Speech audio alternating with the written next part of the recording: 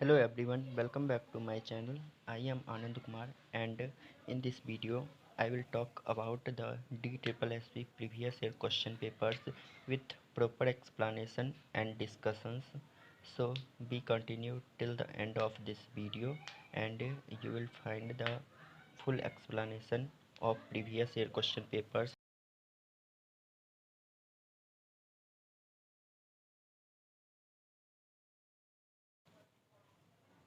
If we talk about the first question, in learner-centered approach, the teacher plays a passive role.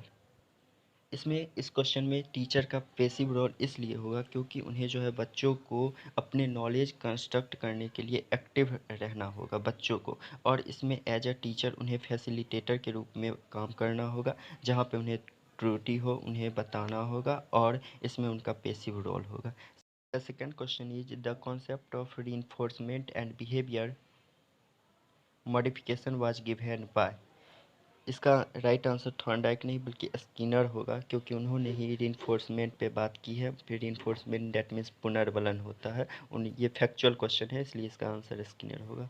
उसके third है it is proven that individual attention in classroom is important in teaching learning process because. Option है teachers can easily discipline student. Second children develop and learn at different rates. ये बहुत अच्छी बात लग रही है because we know that we all have individual differences and children develop and learn at different rates. ऐसा थोड़े है कि सारे बच्चे एक जैसे सीख सकते हैं, तो इसलिए ये बेस्ट ऑप्शन होगा कि children develop and learn at different rates. Next question is as a teacher you find a student in your class completes his work to get a star from you. The child is intrinsically motivated. Second, respects his teacher. Third, is intrinsically motivated. And fourth, fears his teacher. Here the best answer is intrinsic, not बल्कि extrinsic motivation, because कि इसका जो external motivation है वो एक star है कि सभी काम के लिए उसे जो है एक स्टार मिल रहा है, इसलिए इसका राइट आंसर हो जाएगा extrinsic motivation. Next question in language learning associating words with pictures और meanings is an example of classical conditioning.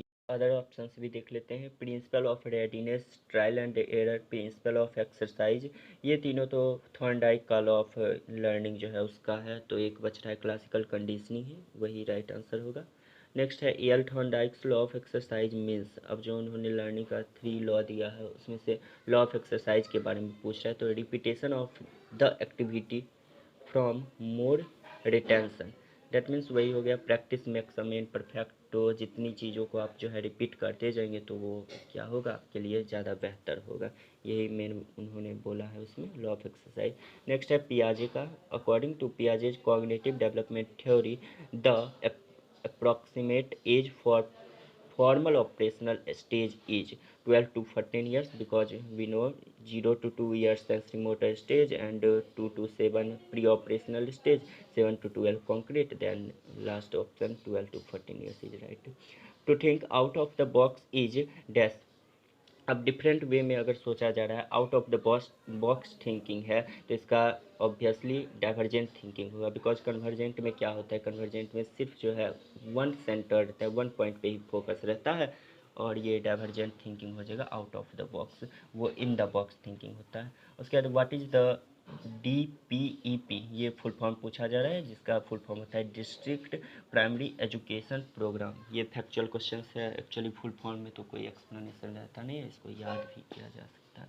उसके बाद यूनिवर्सलाइजेशन ऑफ एजुकेशन मीन्स, मतलब कि ये शिक्षा का सार्वभौमिकरण क्या है. इसका मतलब ये हुआ availability of education everywhere according to the specific need of the children and place. मतलब कि सभी जगह शिक्षा होना चाहिए, किसके अकॉर्डिंग, चिल्ड्रेन के नीड के अकॉर्डिंग. नेक्स्ट है the experiential learning style theory is put forth by dash Kolb. एक कोल्ब का थ्योरी है जिसमें उन्होंने 4 स्टेज के बारे में बताया एक्सपेरियंशियल लर्निंग स्टाइल के बारे में. Next question is Dash proposed that learning can happen by observing others. Social learning.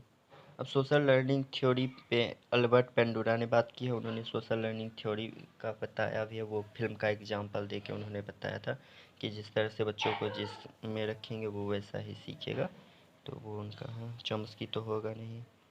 उसके बाद नेक्स्ट है what are the two dimensions of Kolb model of learning style, जो ने अभी ये 11 नंबर क्वेश्चंस में था, सेम उसी से पूछा गया है। यही फोर्थ जो है इनका लर्निंग स्टाइल का थ्योरी है, उसमें बिल्कुल मिड में मतलब 1 एंड 3 में आता है concrete experience and abstract conceptualisation. फिर जो है सेकेंड और फोर्थ में आता है reflective observation and active experimentation. और अगर आप लोगों को ये एक्सप्लेनेशन और डिस्कशन पसंद आ रहा है तो इस वीडियो को please like comment and subscribe ज़रूर करें, क्योंकि होता क्या है कि अगर आपको कुछ मुफ्त में अच्छी चीज़ें मिल रही है तो हमें उसे ज़रूर लेना चाहिए। इसीलिए नेक्स्ट क्वेश्चन है a teacher can enhance effective learning in the classroom by dash giving rewards conducting frequent tests relating the content to real life situations and motivation. तो इसका बेस्ट ऑप्शन ये हो जाए relating the content to real life situations, because NCF भी focus करता है कि हमें बच्चों को जो है नॉलेज रियल लाइफ से कनेक्ट करके देना चाहिए। नेक्स्ट है zone of proximal development stated by Vygotsky means that a child needs assistance to complete a task initially, मतलब शुरू में जो है बच्चों को थोड़ा सा असिस्टेंस की ज़रूरी होती है, उसको सहायता की ज़रूरी होती है, बाद में वो फिर जो है करना सीख जाता है। इसी टर्म को जो है उन्होंने स्कैफोल्डिंग बोला है। नेक्स्ट है dash is an effective method to encourage conceptual development in children. Conceptual development को हम बच्चों में किस तरह से डेवलप कर सकते हैं, इनकरेज कर सकते हैं, उसके लिए इफेक्टिव मेथड क्या होना चाहिए। Giving multiple examples to a student in and encouraging the use of reasoning, मतलब उनको तर्क के लिए इनकरेज करेंगे और उनको मल्टीपल एग्जांपल्स देंगे। ये नहीं कि ओनली वन ही एग्जांपल देंगे, उसमें तो फिर उनका कन्वर्जेंट थिंकिंग हो जाएगा, इसलिए डाइवर्जेंट थिंकिंग के लिए उन्हें जो है मल्टीपल एग्जांपल्स देंगे। Next according to Lawrence Kohlberg a teacher can instill moral values in children by involving children in discussions on moral issues। अब इसमें क्या होगा कि बच्चे जो है मोरल इश्यूज पे अपना सेल्फ डिस्कशन करेंगे, उन लोगों का जो है ये तर्क शक्ति इन्हेंस होगा, उसके अनुसार उनका रीजनिंग बढ़ेगा, तो इस तरह से वो जो है मोरल वैल्यूज़ के बारे में जानने लगेंगे। एक्चुअली में लॉरेंस कोहलबर्ग ने ये मॉरल थ्योरी पे 3 स्टेज को बताया है, जिसमें उन्होंने ये ऑपरेशनल, प्री ऑपरेशनल और जो है ये पोस्ट कॉन्वेंशनल बताया है। Fitting new information into existing schemas is called assimilation. ये प्रीवियस वीडियो में भी मैंने डिस्कस किया हुआ था, एसिमिलेशन पियाजे के जो टर्म दिया हुआ है, अगर आप लोगों ने नहीं देखा है तो वो देख लीजिए। उसके बाद E9 countries means high population countries, ये फिर से फैक्चुअल क्वेश्चंस है जिसमें कि E9 का मीनिंग होता है हाई पॉपुलेशन। उसके बाद which principle of play way method helps in cultivating self discipline in students. कौन सा जो है प्ले वे मेथड बच्चों में जो है सेल्फ डिसिप्लिन को जो है कल्टिवेट करेगा।